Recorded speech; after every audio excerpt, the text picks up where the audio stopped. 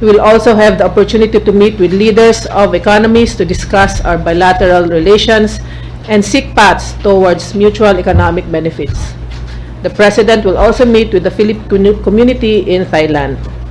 We have with us this morning the following DFA officials who will give us a full view of President Ferdinand R. Marcos's participation in the APEC 2022 and related summits in Thailand. DFA spokesperson Ambassador Teresita Daza and Multilateral Affairs and International Economic Relations Assistant Secretary Eric Gerardo E. Tamayo. Ambassador, ma'am. Thank you, OIC Attorney Garfield, for that, and thank you again for this opportunity to join you, the Malacanang Press Corps as well as the DFA Press Corps, in sharing insights and updates on the preparation for our Philippine participation in APEC.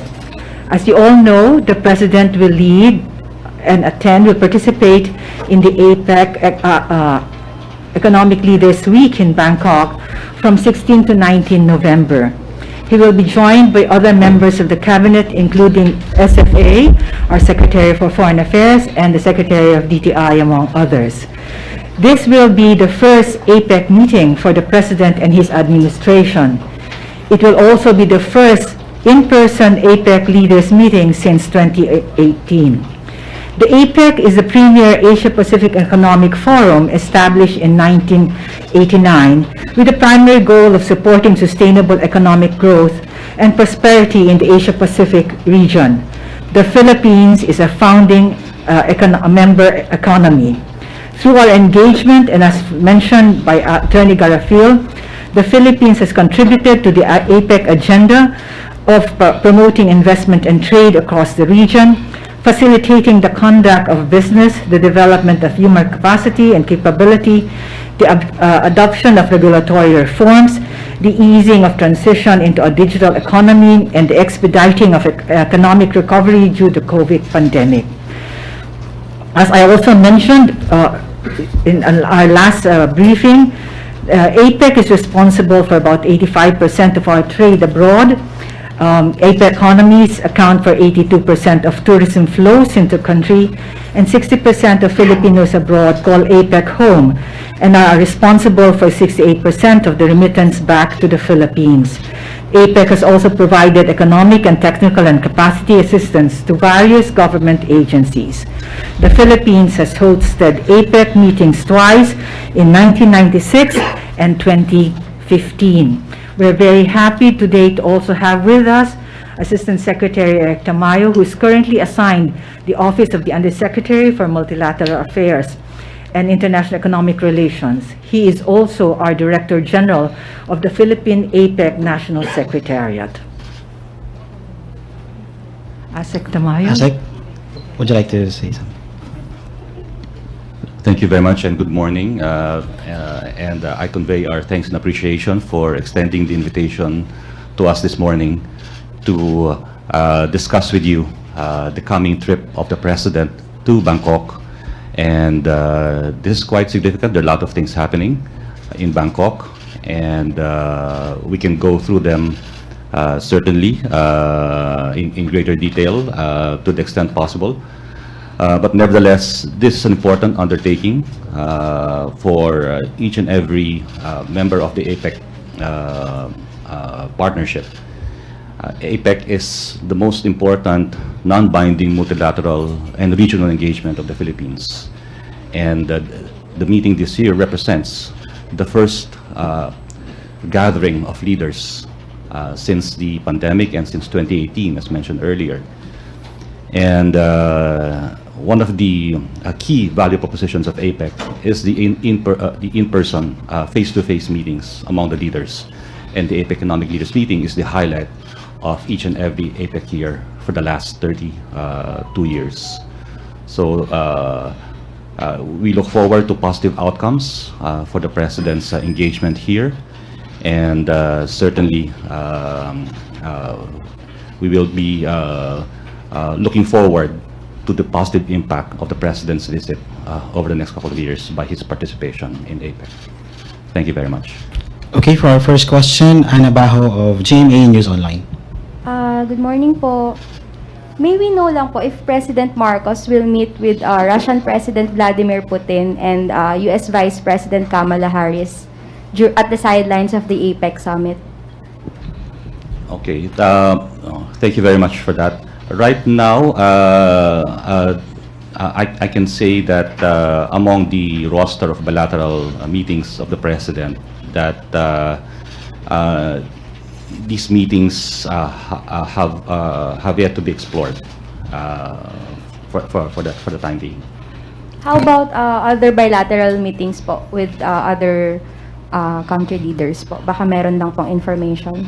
Yes, the President is having bilateral meetings with 6 counterparts. The arrangements are still being finalized, so I am not at liberty to disclose yet at this time which economies and leaders they are. We're still finalizing the details for this. Asik, can I add? Go ahead, Regarding the Ambassador. question on Kamala Harris, as you all know, the U.S. government has actually already mentioned that she will make a visit to the Philippines. The visit will be after APEC. It will be a 3-day visit, details of which will be shared in due course. The Philippines, of course, welcomes the visit of the Vice President to Manila, as it will provide another opportunity to further strengthen our engagement with the U.S. following high-level meetings in the past. She will also be joined by the second gentleman in this forthcoming visit. As I mentioned, details will be forthcoming as soon as these are available. Okay, next question, Alvin Baltasar, Radyo Pilipinas.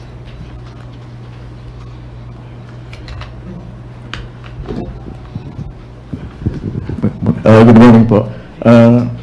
So, ma'am, what specific economic issues the President will push in the APEC? Yes, thank you very much for that. Definitely, the President will push for APEC revitalizing its role as a driver of global economic growth. If you may recall, prior to the pandemic, the Asia-Pacific region had been the significant driver of global economic growth, and this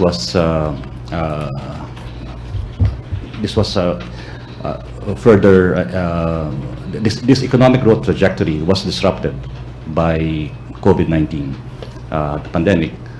So the challenge before us is to facilitate the rapid recovery of economies from arising out of the pandemic, and also to undertake the necessary measures to also counter the disruptive forces that affect the current economic situation around the globe. So that is something that the President will push for, recalling the significant role played by APEC in driving global growth and globalization in the world. Follow up? Sir, follow up lang po doon sa ASEC or doon sa business meetings niya. Saan po engage yung mga businessman na makakamiting ni Pangulo doon sa Thailand?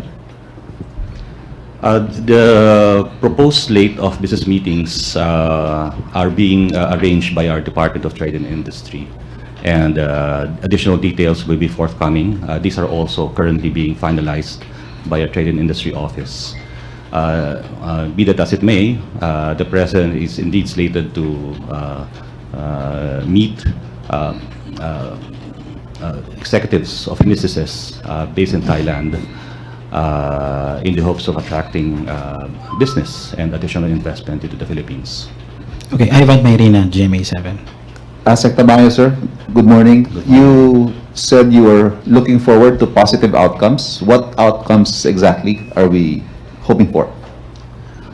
Well, this is in the context of the challenges that we are facing around the world. If you see the economic prognosis coming from our experts, the situation, global economic situation, is indeed quite disrupting many lives and many livelihoods.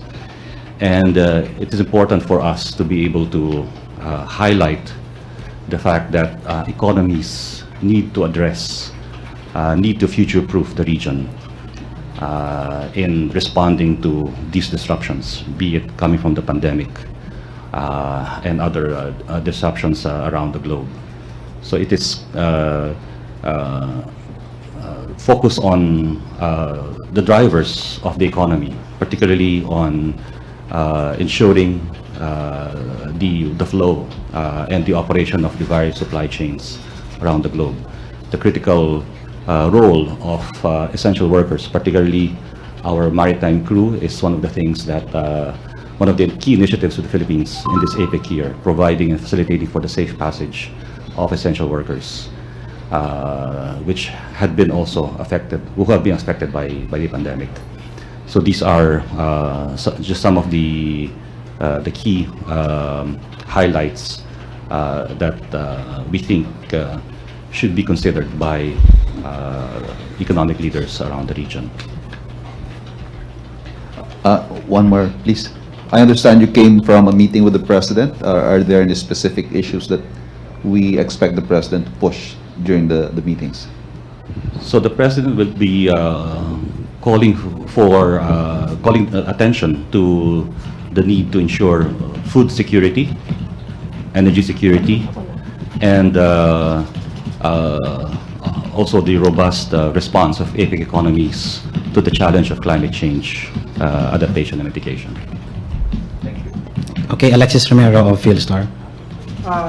Is the President also expected to say something about the conflict in Ukraine, considering that the Russian leader is already is expected to attend the conference also?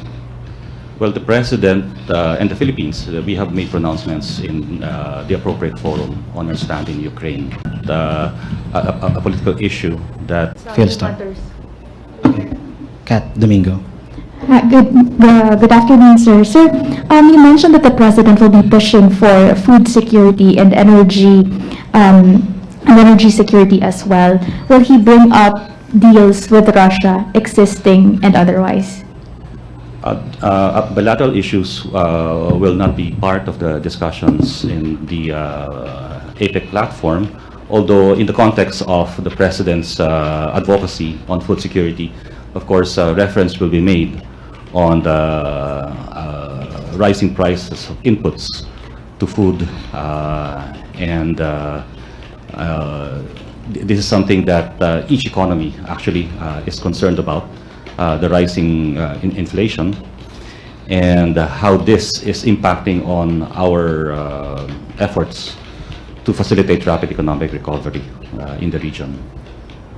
And this is something that, on energy, of course, we have seen rising prices of energy. And again, these are critical inputs and critical components of keeping the wheels of the economy running. Sir, follow-up question. We understand that aside from the ASEAN, the APEC, and the EU-ASEAN summit in Belgium, are there any other trips lined up for the President this year or early next year? Well, there are some already in the pipeline, but again, these are subject to additional disclosures at the appropriate time. Thank you. Okay, last question. Other matter question. For Yusek Garafil, Yusek, I would like to get Malacanang's comment on the UNHRC report about the alleged grave human rights violations and high number of EJK in the Philippines, particularly in the context of the campaign against illegal drugs. I think the report was referring to the previous administration. So, and they also recommended about the change in the way the problem of drugs is being addressed in the Philippines. Would you like to comment on this?